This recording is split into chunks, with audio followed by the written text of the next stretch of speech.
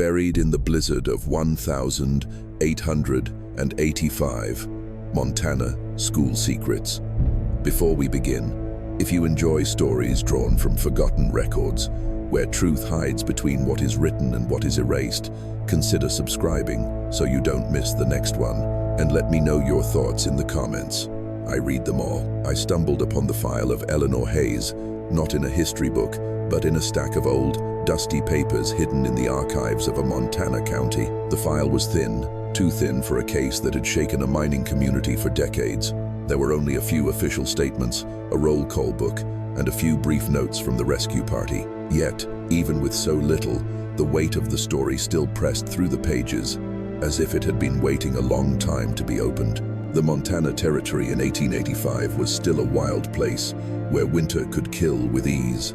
Farms were scattered far apart. The railroad was a distant dream, and when the wind swept snow across the plains, there was nothing to stop it but the homes people built with their own hands. Eleanor Hayes had arrived in late summer, a 5-year-old woman from Pennsylvania. Her charge was a one-room schoolhouse on the edge of a settlement, too small to appear on most maps, near a silver mine. The building was simple, with plank walls, an iron stove in the corner, and a small attached living space for the teacher. Her 12 students, the children of miners and homesteaders, ranged in age from 6 to 14.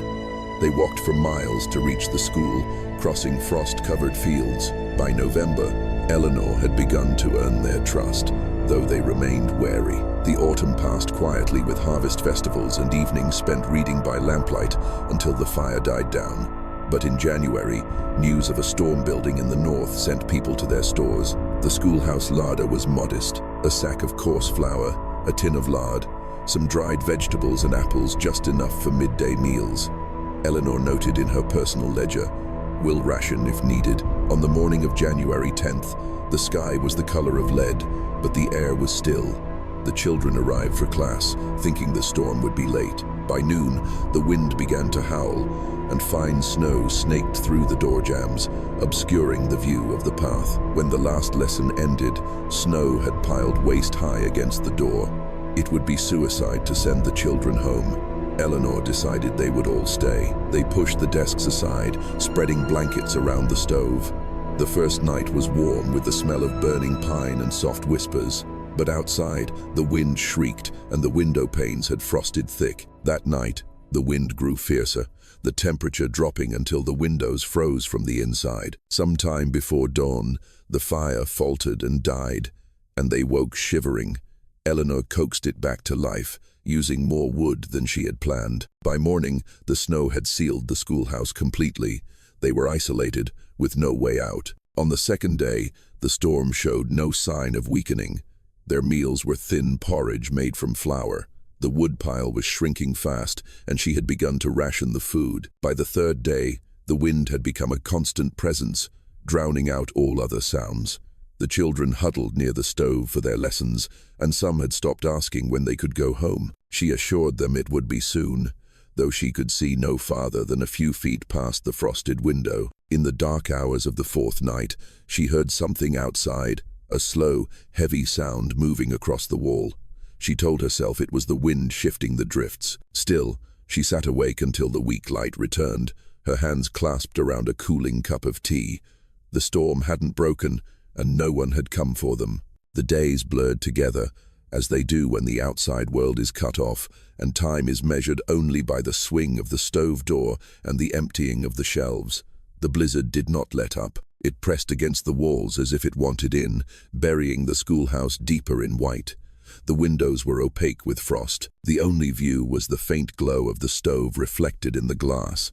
Eleanor kept her ledger with her, marking the date each morning with a slash that seemed more symbolic than certain. Without the sun, she had only the clock on the mantel and her own sense of time to trust. By the fifth day, the bread was gone. She moved on to the dried apples, cutting them into thin slices so that each child received 4 on their plate. The older ones glanced at their portions but said nothing. When the apples were gone, it was the dried vegetables, boiled so thin they were nearly tea. She had begun to burn the extra school books, then the bookshelves. Each night, The room seemed a little emptier, its furnishings disappearing as quietly as the daylight. On the 7th day, the first signs of sickness appeared. Lily, the youngest, coughed through her lessons and ran a fever. Eleanor nursed her by the stove, but the next morning, her blanket lay still. She sat with it for a long time before she woke the others. No one asked where Lily was. She took the body to the small cellar beneath the floorboards, locked the door, and told herself it was to preserve the dignity of the living. The children seemed to understand, but the whispers followed. Rations were measured by the spoonful, the children's cheeks hollowing with each passing day. Eleanor spoke less now, keeping her voice steady when she did. In the quiet hours after they slept, she sat by the fire, her ledger open on her lap, writing numbers. On the 10th day, she first heard the soft tapping on the roof. It was irregular but deliberate, as if someone or something was moving above them. She looked up, listening. The sound stopped. Whatever it was, it had chosen not to descend. The next morning, she unlocked the cellar long enough to check. The blanket had been shifted from its place. By the 11th day, the storm had changed its character. It was no longer violent, it was possessive. The wind dropped to a low, steady breath that pressed against the planks, and a fine powder worked its way through cracks so narrow a thread might have caught on them. The sound of it filled the room like a second silence, one that made every cough, every scrape of a boot on the floorboards feel like a trespass. Eleanor woke before the children and portioned out the food without ceremony. A ladle of thin vegetable broth. A bit of lard melted into it. The last of a carrot, sliced into coins. She left her ledger open on the desk as if its neat columns could persuade the day to be orderly. The fire in the stove burned low. A pale curl of smoke backed down the iron flue as the wind shifted. She beat it down, wiping her eyes on her sleeve, and called the first lesson. No one read with confidence now. They read in whispers, a chorus of breaths as fragile as moths. When the smallest ones faltered, the older ones tried to prompt them, but the words were out of place, the room too cold for remembering. Halfway through the vocabulary list, Jacob and Anna, the two oldest, exchanged a look that had nothing to do with spelling. Eleanor saw it, filed it away, and continued, her voice an even, rhythmic thing, an order as thin as a thread strung over a snowdrift. In the afternoon, Jacob tried the door again. It had become a ritual. Work the latch, put a shoulder to the plank, test the snow. The door gave a finger's width and no more. He turned to Eleanor, his cheeks pale with the effort. His eyes asked the question he had finally decided to speak. "We could dig a trench," he pleaded. "If we took turns, if we used the metal bucket, the air's better up high." Eleanor listened with the patience she used for unbalanced equations. She went to the window and scraped a circle of frost away with her thumbnail. Beyond the glass, the light was a uniform white, without a horizon. "If the trench collapses," she said, "we lose heat and time. If it holds, the wind will steal both. We wait." Anna's jaw tightened. "We could go in pairs. My father's house is only 3 miles. Eleanor opened the door a crack, letting the cutting cold spill in. "You would lose sight of the schoolhouse in 15 paces, Eleanor said, not unkindly, not without fact. The words had the weight of truth. She looked at their boots, cracked and stiff, and at their hands, raw-boned.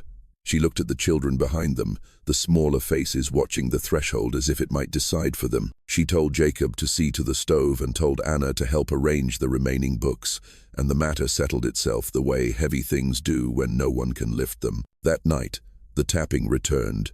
It came from one corner of the roof, paused, and then traced a line toward the chimney and back again. Eleanor counted the spaces between the taps until the numbers lost their meaning.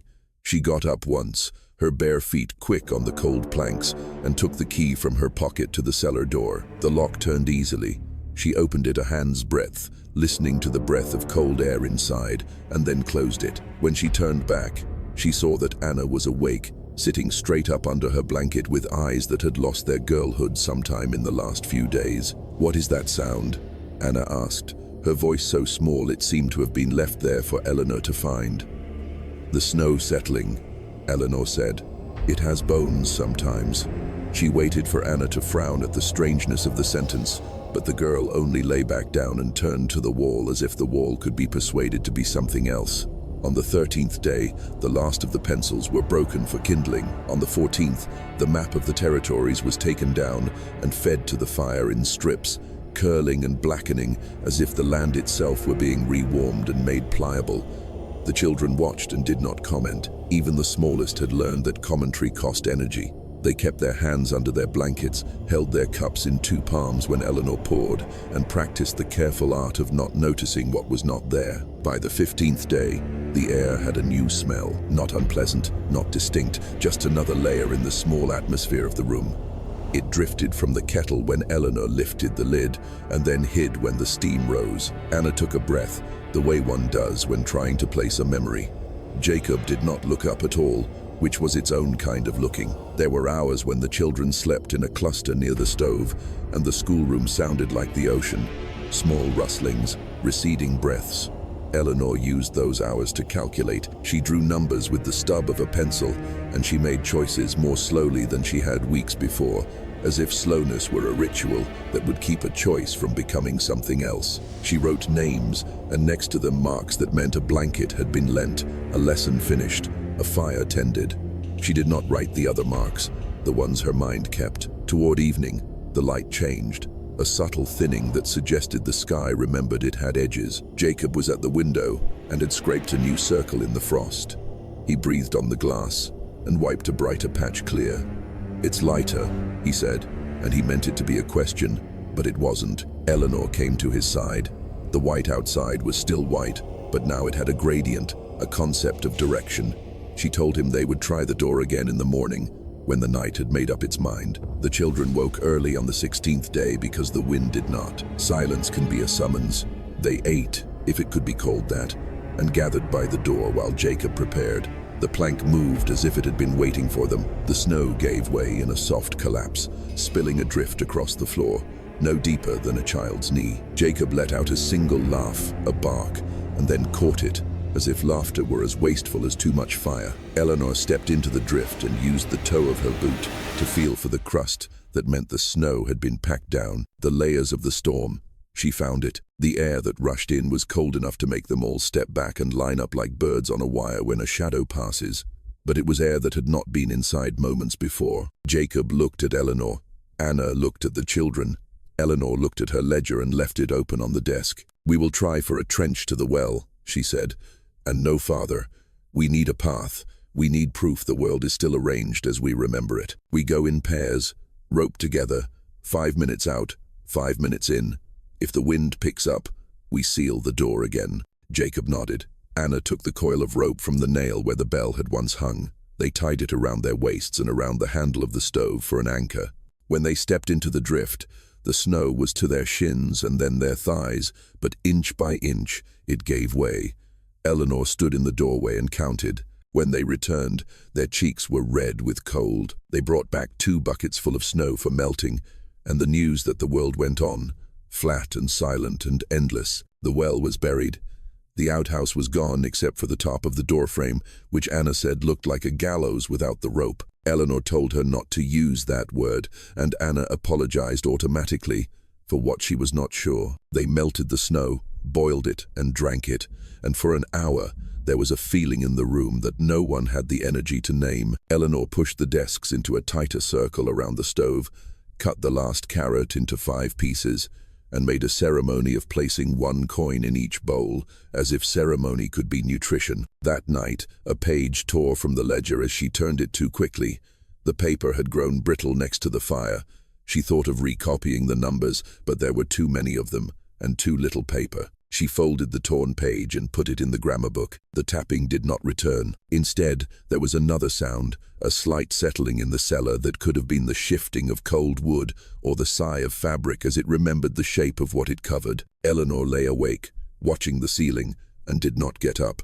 She measured her breaths and matched them to the slow draw of the stove until the numbers lined up. In the morning, before the others stirred, she unlocked the cellar and stood just inside. On the shelf where the jars of preserves had been, there were 3 empty spaces, clean as lost teeth. The blanket in the corner was folded at a new angle. She closed the door, slid the key back into her pocket, and went to the stove to make the water taste of tea. When Jacob and Anna woke, they did not ask. When the smaller children woke, they did not notice. Eleanor counted the bowls. Each number was where she had placed it. By the 17th day, the frost had worked its way into the very grain of the wood. The desks, the door frames, seemed coated in a pale film that did not melt, no matter how close they were to the stove. When they spoke, their breath hung in the air like small, unanswered questions. The rope from yesterday's dig still lay coiled by the door, a reminder that the world outside was no kinder for having been seen. After the meager breakfast, water with a pinch of flour for body, Jacob was at the door again. This time it was not about the outhouse or the well. He wanted to keep walking past the small circle they had made across the flat white until the roofs of the mining camp broke the horizon. Anna stood behind him, her arms crossed, her jaw set as if her decision had been made days ago. "We can make it," she said, "if we go at dawn, if we keep each other in sight." Eleanor didn't answer right away. She was mending one of the worn woolen blankets, pulling the needle through in even stitches. When she spoke, her voice was quiet, but it carried across the room. "And if the wind returns when you are half a mile from shelter?" Anna's reply came quickly, too quickly. "Then we keep walking." The others had fallen silent, their eyes moving between the three of them. Eleanor set the blanket aside and stood. She went to the door, pulled the latch, and opened it just enough for a sheet of cold to slide in. The snow was a white page under a sky so pale it looked bleached. She let them feel it, let it cut them even without the wind, and then closed it. "You won't make it to the fence line," she said, "and if you do, there will be no one waiting." That ended the argument in words, but not in bodies. The day passed, but the air between them was tight. Anna sat near the fire, staring into the flames with her lips pressed together. Jacob occupied himself with the rope, uncoiling and recoiling it until the fibers wore into his palms. That night the sound returned, not the tapping, but a slow, dragging sound on the roof, a weight shifting from one rafter to the next. The wind was still. The silence outside made the sound clearer. Eleanor sat up, pulling her shawl close. In the dim light, she could see that Anna was awake, her eyes fixed on the ceiling. "What is it?" Anna whispered. "Just the snow," Eleanor said again, but softer this time, as if the word itself might be listening. The dragging stopped, and for a long moment there was nothing. Then, from the cellar, a low thud, just one, the kind a pile of things makes when something is removed. In the morning, the smell from the kettle was richer than before. The steam curled up in thicker ribbons. The children ate in silence, the scrape of their spoons on the tin bowls. Anna paused once, her spoon hovering mid-air as if she were about to say something, then brought it down again. Jacob did not look up at all.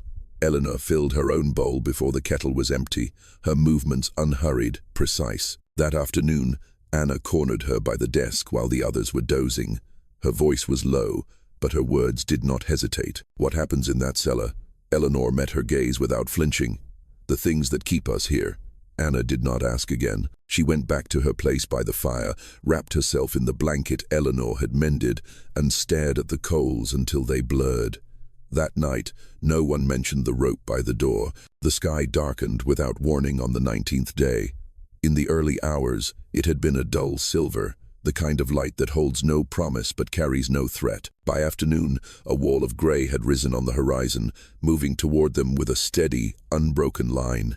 The temperature inside the schoolhouse dropped before the first flake hit the window. Eleanor felt it in the bones of the building, in the way the planks gave a slight groan, as if bracing themselves. She told the children to pull their pallets closer to the stove. They dragged them without argument, forming a tight circle on the worn floorboards. The wind returned with a new voice, sharper than before, finding every seam in the walls. Eleanor stuffed rags into the cracks, then closed the inner door that led to the small living space, shrinking the world down to one firelit room. The air grew thick with the smell of smoke and the faint metallic tang from the stove. By evening, the snow had swallowed what little daylight was left.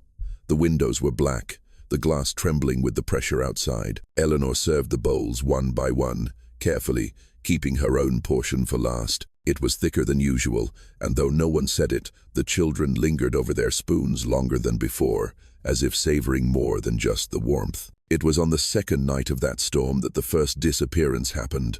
Daniel, a 1-2-year-old boy who had been mostly silent for the past week, was gone when they awoke. His blanket was folded at the edge of his pallet, his boots placed neatly beside it. The door was still barred from the inside. There were no tracks in the fine layer of snow that had seeped in under the frame. Jacob was the first to notice. He squatted where Daniel should have been, staring at the empty space, as if the boy might still be there if he looked long enough. Anna checked the cellar door. It was locked. Eleanor gathered them close, telling them Daniel must have wandered out. The words came out evenly, as if she had rehearsed them. No one argued, but the silence that followed was heavier than any argument could have been. She did not open the cellar that day. The storm lasted 2 more days, piling snow against the building until the windows were just faint smudges under the weight. Inside, the air grew stale. The stove took shorter breaths as the woodpile thinned to its last few logs. Eleanor now rationed the heat as carefully as the food. On the second night, while the children slept in a heap for warmth, Eleanor sat awake, her ledger open. She added a name to the margin and drew a small line beside it. Then she closed the book and listened, not for the wind, but for the faint, deliberate sounds from behind the cellar door. When it was light, she unlocked it alone. The hinges gave a low groan, and a colder draft of air brushed against her skirts. She stepped inside, stayed for less than a minute, and came out with the kettle held in both hands. Breakfast was served without comment. The storm broke on the 23rd day, but the relief it should have brought never reached the room. The air was fresher, but the children did not rush to the glass. They stayed near the stove, their bodies drawn in on themselves, as if the real danger was not outside. It started in their eyes. Jacob, who was usually quick to meet Eleanor's gaze when she spoke, kept his fixed on the floor. Anna, who had once mimicked Eleanor's every movement like an apprentice, now watched her the way one watches a horizon, measuring distance. The younger children were restless but quieter than before. Eleanor noticed, though she gave no sign of it. She continued the lessons, the measurements, the quiet tending of the kettle.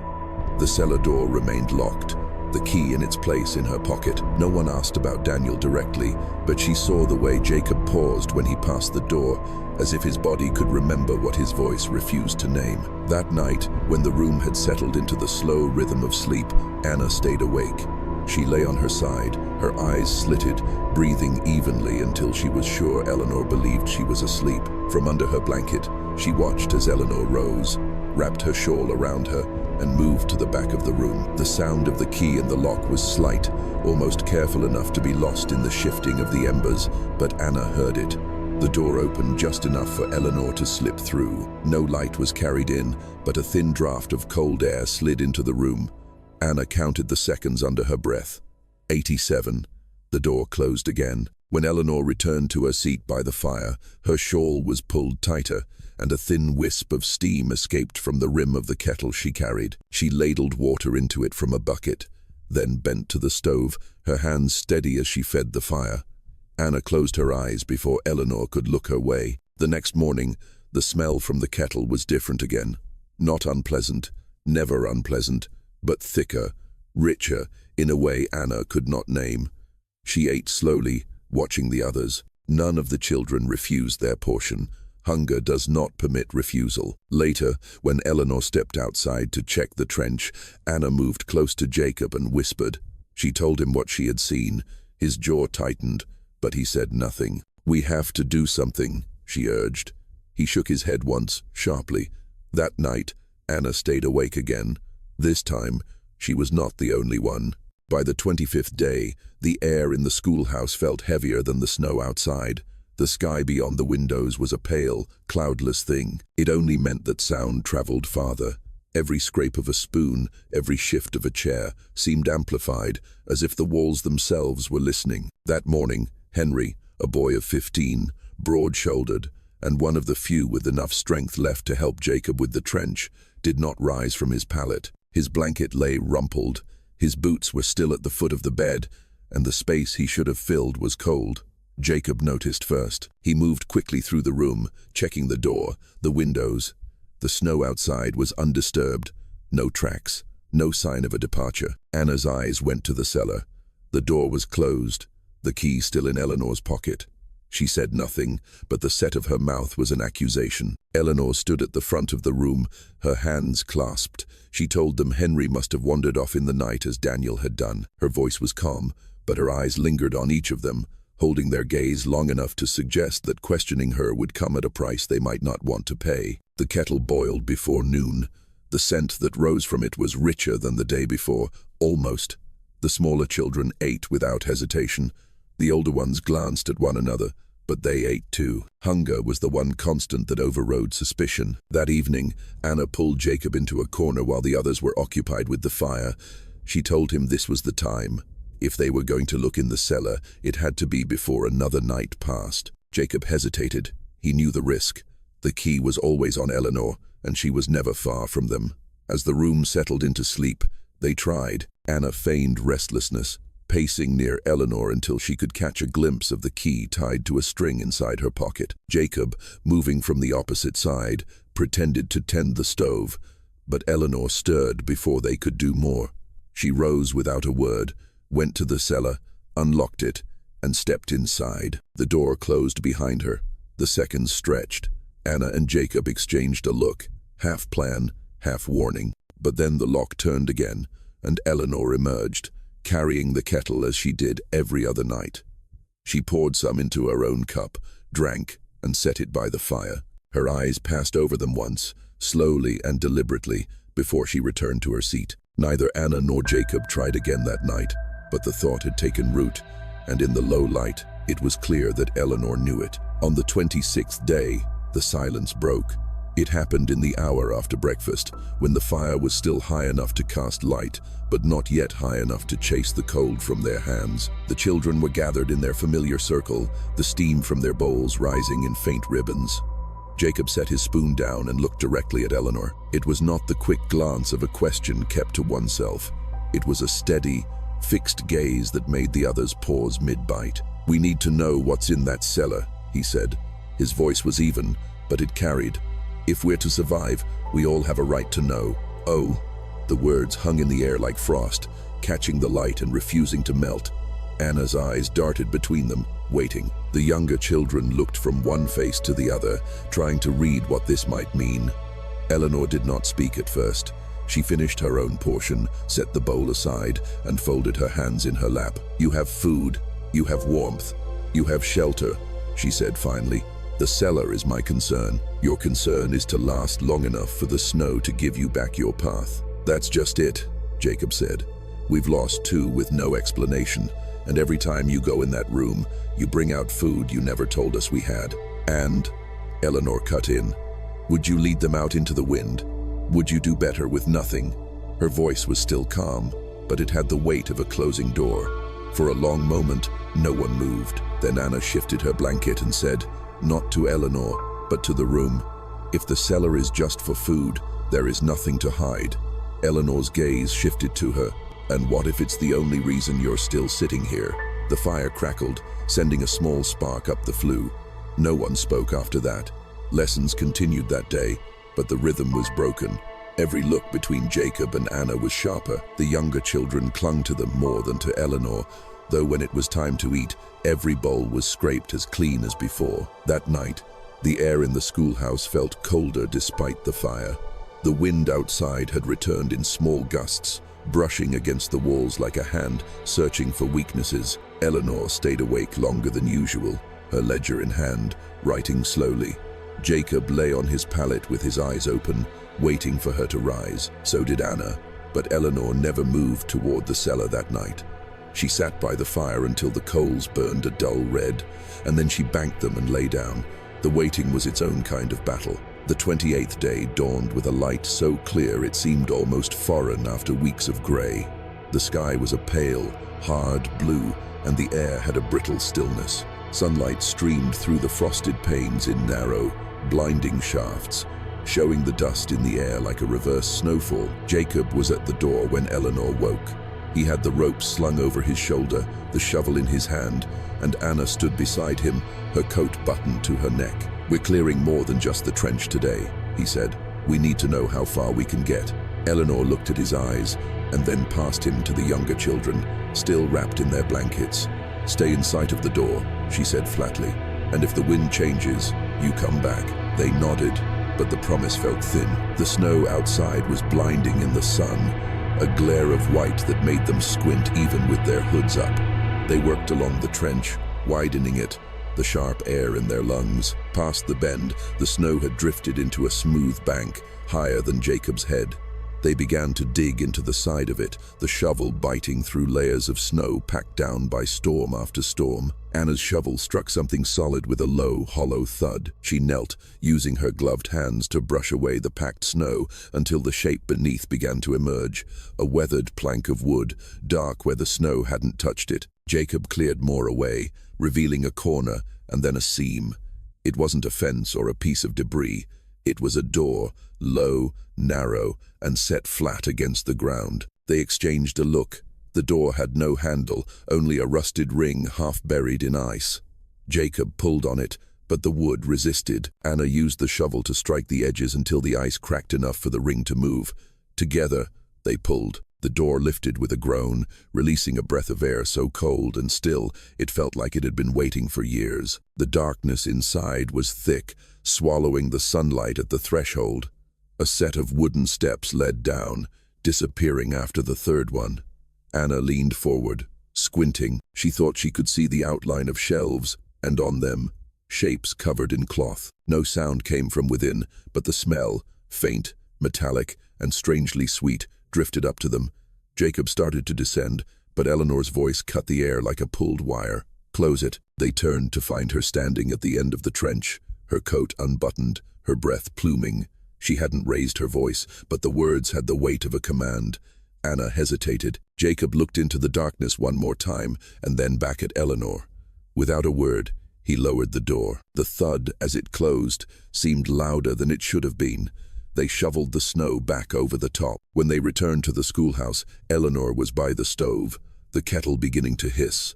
She did not ask them what they had seen, and they did not tell her. But the air inside was different now, thinner, as if a part of it had been carried outside and buried again. That night, the smell from the kettle was richer. The memory of the buried door stayed with Anna all day. She watched Eleanor move between the stove and the desk, her steps unhurried, her voice calm. Nothing in her manner suggested she knew the door existed, except that Anna was sure she did. By evening, Anna had decided she would not wait for Jacob. The image of the shelves in the darkness, the smell rising from them, had taken too deep a root. She lay still until the fire was banked. The room settled. Eleanor sat in her usual spot near the stove, her head bent over her ledger. At some point, her pencil stilled, her chin dipped, and her eyes closed. Anna waited longer. When she was certain, she slipped from her blanket and went to the door, moving slowly enough that the floorboards did not creak. The rope and shovel were leaning where Jacob had left them. She took only the rope, slung it over her shoulder, and slipped outside. The cold hit like a wall. The moon was a sliver but bright enough to turn the snow silver. She followed it to the drift where the door was hidden. The snow she and Jacob had replaced was still loose. She clawed it away with her hands until the outline of the door appeared. The ring was icy under her glove. She pulled, the wood lifting with a reluctant groan. The cold from within was different from the night air, thicker, motionless. She descended the steps, one at a time, the rope trailing behind her, her boots finding each tread with care. The shelves were as she had glimpsed them, rough-hewn planks ran the length of the wall, each one holding shapes under layers of cloth. She reached for one and flipped the fabric back. Beneath it was not the sack of flour or jar of preserves she had half expected her imagination to conjure. It was a shoe, a small one, worn at the heel. The leather was cracked. It was Lily's. Her breath caught. She pulled back another cloth. This time it was a folded coat, Daniel's coat. She recognized the patch at the elbow that she had sewn herself during recess. Anna stepped back, her hand gripping the shelf for support. The cold seemed to press closer, the air too thick to breathe. On the lowest shelf, partly in shadow, something glinted faintly. She squatted, lifting the cloth just enough to see the edge of a tin bowl. Inside it, dark against the metal, was something unidentifiable but unmistakable in its suggestion. A sound from above froze her, the creak of snow under a footstep, deliberate and close. She turned toward the stairs, but the pale rectangle of light at the top was already dark. A figure stood there, unmoving. Eleanor's voice floated down the steps, as calm as ever. "You should be asleep, Anna." For a moment, Anna couldn't speak. When she did, her voice was thin. "What is this place?" There was a pause. "The reason we are still here." Eleanor came down one step, then another until her face was just visible in the light from above. "Come up, you'll freeze down here." Anna didn't move. She kept staring at the shelves, at the shapes still hidden under their cloth coverings, but finally, she climbed. Eleanor closed the door behind them and replaced the snow as if she had done it 100 times before. Inside, the fire was burning higher than Anna remembered it when she left. The kettle was already steaming. Anna waited until morning to speak to Jacob. Through the long hours of the night, she lay awake, her body tense under the blanket, the image of the shelves pressing on her thoughts like a frost that wouldn't thaw. Eleanor moved through the room in her usual unhurried way, tending the stove, checking the door latch, writing in her ledger. But now every gesture seemed sharper. Anna kept her head down, knowing that Eleanor's calm was not a lack of vigilance. When the children were occupied, Anna moved to the far side of the room, where Jacob was stacking wood. She spoke in a whisper that barely disturbed the air. "I found it. That door. I went inside." Jacob went still, one hand resting on a log. "When?" "Last night." She told him everything. The shelves, the covered shapes, the shoe, the coat, the glint in the tin bowl. She spoke quickly before the courage to say it could fade. "It's their bodies, Jacob. Daniel, Lily, and probably more. She's keeping them there." His face tightened, but he did not look toward Eleanor. "Are you sure?" Anna gave a single nod. "We have to do something." Jacob set the log down as carefully as if the sound itself could betray them. "Not here. Tonight when she sleeps, we open that cellar, and we show everyone." The plan was simple in words, but heavy in practice. All day, the truth of it sat between them like a third presence. Anna saw the way Jacob avoided Eleanor's eyes, the way his hand lingered near the pocket where he would put the key after they had it. But that night, nothing went as they imagined. Eleanor did not settle by the fire as she usually did. Instead, she moved among the children longer than was necessary, adjusting blankets, checking the fire. Her hands were steady, but her eyes flicked to Jacob and Anna more than once. It was as if she could feel the weight of their intention. Hours passed. The room was quiet. Anna lay still, listening for the small shift in Eleanor's breathing that would mean she was asleep.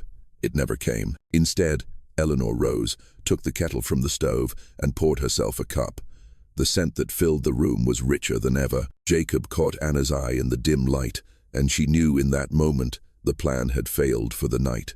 Eleanor stayed awake until the first pale light of dawn, her post by the fire a silent barricade. When it was light, she served them all from the kettle, her voice as even as if nothing had happened during the night. But when she handed Anna her portion, her fingers lingered on the rim of the bowl for just a moment longer. "You need your strength," she said. Anna forced herself to drink, though the warmth of the broth now felt heavier, as if it carried something more than heat. Jacob did not speak to her again until the children were distracted with their books. His words were short, his voice low. "She knows. It happened on the 31st night." The air inside the schoolhouse was brittle with cold despite the fire. The wind outside clawed at the eaves like a restless animal. Anna woke in the darkness and knew something was wrong before she understood why. There was a space in the breathing around her. Jacob's pallet was empty. His blanket lay in a heap. His boots were gone. The door was barred from the inside. There was no sign of snow pushed in from beneath it. She sat up slowly, her eyes scanning the dim outlines of the room. Eleanor was awake, sitting near the fire with her ledger open on her lap. The firelight played on her face, hiding her eyes in shadow. "Where is Jacob?" Anna's voice was low, but it seemed to reach every corner. Eleanor did not look up from her page. "Went out. Must have thought he could find the mine. In the middle of the night." Finally, Eleanor closed the ledger. "Some men think they can outrun the cold. They are usually wrong." The words were simple, but the stillness behind them was something else. Anna felt it close around her, as heavy as the snow outside.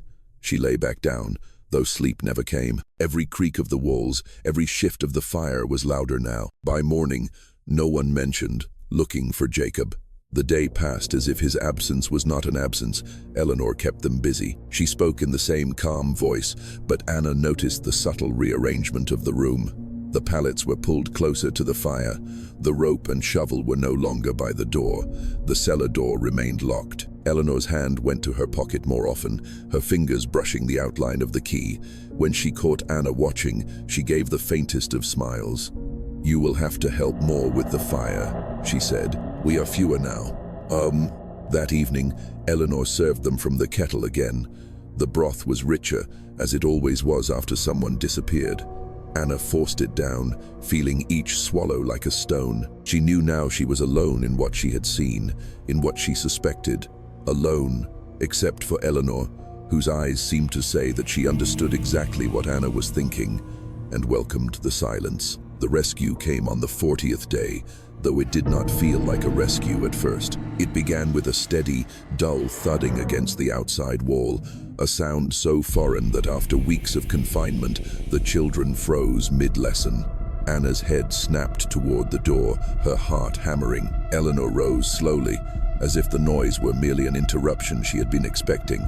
She moved to the door, listened for a moment, and then unbarred it. A blast of frigid air rushed in with voices, small at first, then louder, mingled with the crunch of boots in deep snow. Two men appeared in the doorway, their faces red with cold, their scarves frozen stiff around their necks. Behind them, the blinding white gave way to the dark shapes of others, carrying shovels and axes. "Montana Territory Patrol," one of them said. "We've been digging for days. Thought we'd lost this schoolhouse for good." Eleanor stepped aside, letting them in. "You're late," she said flatly. The men stomped the snow from their boots, their eyes sweeping the room. The children were huddled by the stove, blinking at the sudden light. Anna could see the shift in the rescuers' faces, the relief mixed with something else. They were counting. "How many?" the taller man asked. Eleanor's answer came without hesitation. "There were 12. Fewer now." The cold and the sickness took them. One of the men knelt beside a little girl who would not look up. "Anyone else out there?" "No," Eleanor said. "The ones we lost. There was no way to bury them." That. Anna felt the words hang there, waiting against what she knew. Her eyes flickered to the cellar door. It was as closed as it had ever been, the key still in Eleanor's pocket. The men moved through the room, handing out blankets, pressing canteens into small hands. One lingered by the kettle on the stove, frowning. "Haven't smelled a stew like that in weeks," he said. "Figured supplies would be long gone." Eleanor's voice was smooth. "One learns to make do." They stayed only long enough to prepare the group for the move. Outside, the wind was still, but the snow was deep, and the walk to the mining camp would take hours. The children were wrapped in thick wool and led out in pairs. Anna found herself near the end, her eyes fixed on the schoolhouse, shrinking behind them. Just before they crested the first rise, she glanced over her shoulder. Eleanor was standing in the doorway, watching them go, her breath clouding in the still air. For the briefest moment, their eyes met across the distance, and Anna knew with certainty that the cellar had not been opened for the rescuers. Whatever lay inside it would stay there. Whatever lay inside it would stay there. Back at the mining camp, the ordeal at the schoolhouse became the only story anyone told. The patrol brought the children, what was left of them, to the small church that now served as a recovery post. A fire roared in the hearth, the air thick with smoke and simmering broth. The townswomen moved among the survivors, wrapping them in quilts, pressing cups of tea into their hands. Anna stayed close to the others, but her eyes never strayed from Eleanor, who sat apart on a bench near the fire. She looked thinner in the brighter light, her hair pulled back neatly, her hands folded in her lap. When people came to ask what had happened, she told the same measured story each time, how the blizzard had trapped them, how sickness had taken the weakest, how she had done all she could to keep the rest alive. The patrol officers asked deeper questions. How had she kept the fire going for so long with so little wood? How had there been enough food to last over a month? Eleanor answered without hesitation, speaking of careful rationing, of breaking down furniture for fuel, of stretching every last scrap into something that could fill a bowl. Anna listened, her jaw tight. There was no mention of the cellar or the door buried under the snow. Nothing that touched the truth she had seen in the darkness. When she tried to speak to one of the officers alone, he listened politely, but shook his head. "We found no evidence of foul play," he said. "Her testimony matches the state of the building." "She has a locked room," Anna insisted. "There were things inside." His expression softened in the way adults use with children they do not believe. You've been through a great shock. Memory can play tricks when you're hungry and cold. News of Eleanor's survival spread beyond the settlement. Some called her a hero, the schoolteacher who had kept a handful of children alive against impossible odds. Others were not so sure. Their suspicions were whispered in corners but never said to her face. Anna noticed the small shifts in how Eleanor moved through the town now. She walked with her head higher, meeting every gaze without flinching. The key was gone from her pocket, but Anna could not stop imagining where it might be now, or what it might still unlock. On the 5th night after their return, Anna woke in the church to find Eleanor sitting by her cot, watching her.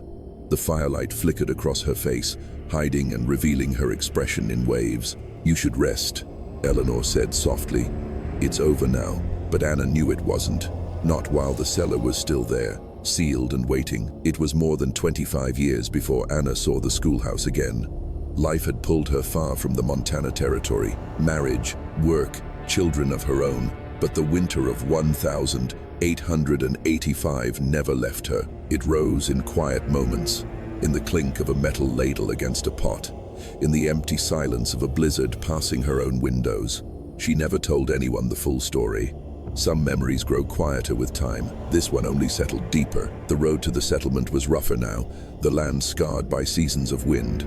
What had been a cluster of buildings was now just a few scattered, weathered frames. The schoolhouse was still there, its roof bowed under the weight of years of neglect, the planks gray and cracked. The windows were empty, staring blindly into the pale afternoon. She stepped inside. The air was still, carrying the faint scent of old wood and something colder beneath it. The stove was gone, leaving only a scorched patch of floorboards. The walls, stripped bare, showed the ghosts of where maps and slates had once hung. The dust was thick enough to soften her footsteps. She moved to the back, her fingers tracing the frame of the door that led to the living quarters. The cellar door was still there, its hinges red with rust. The lock hung from it as if it had been waiting. For a moment, she stood on the threshold, the cold of that winter returning so sharply she could almost taste the broth again. Then she went in. The shelves were empty now, but the wood still held marks. Dark stains in the grain, scratches along the edges where cloth might have snagged. In the corner, half buried under debris, she saw the glint of metal. She knelt and pulled it free. A tin bowl, dented, its surface dull with age. She turned it over in her hands. Inside, faint but still visible, was a discolored ring where something had once sat motionless for a very long time. She set it back where she had found it. As she stepped back out into the fading light, the snow had begun to fall, small and dry, swirling in the wind. She closed the door behind her, though there was no key now, and began the long walk back to the road. She did not look back. In the years that followed, as the memory of that visit faded, one thing remained clear. The feeling she'd had leaving the schoolhouse, the certainty that what had happened there in 1885 would never truly belong to the past. Some rooms keep their own seasons, and some winters never end. She stepped inside. The air was still, carrying the faint scent of old wood and something colder beneath it. The stove was gone, leaving only a scorched patch of floorboards. The walls, stripped bare, showed the ghosts of where maps and slates had once hung. The dust was thick enough to soften her footsteps. She moved to the back, her fingers tracing the frame of the door that led to the living quarters. The cellar door was still there, its hinges red with rust. The lock hung from it as if it had been waiting. For a moment, she stood on the threshold, the cold of that winter returning so sharply she could almost taste the broth again. Then she went in. The shelves were empty now, but the wood still held marks, dark stains in the grain, scratches along the edges where cloth might have snagged. In the corner, half buried under debris, she saw the glint of metal. She knelt and pulled it free. A tin bowl, dented, its surface dull with age. She turned it over in her hands. Inside, faint but still visible, was a discolored ring where something had once sat motionless for a very long time. She set it back where she had found it. As she stepped back out into the fading light, the snow had begun to fall, small and dry, swirling in the wind. She closed the door behind her, though there was no key now, and began the long walk back to the road. She did not look back. In the years that followed, as the memory of that visit faded, one thing remained clear. The feeling she'd had leaving the schoolhouse, the certainty that what had happened there in 1885 would never truly belong to the past. Some rooms keep their own seasons, and some winters never end.